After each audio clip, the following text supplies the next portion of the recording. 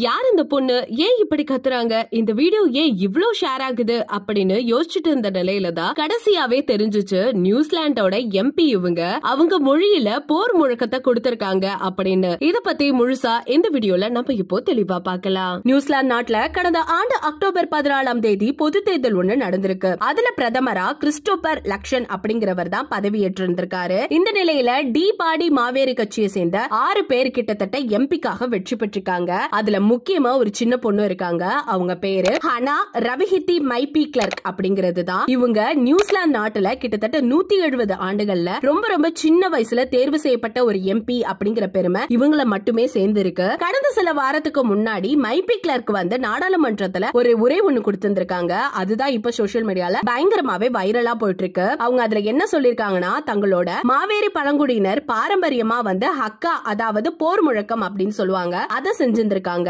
உங்களுக்காக நான் சாகவும் தயார், ஆனா உங்களுக்காக நான் வாழ்வேன் அப்படின்னு ரொம்பவே சூப்பரான ஒரு அர்த்தத்தோட கூறியிருக்காங்க. அது மட்டும் இல்லாம ஒரே நாள்லே இன்னைக்கு உலகம் முழுவதும் ரொம்ப ஃபேமஸான ஒரு பர்சனாவும் மாறிட்டாங்க.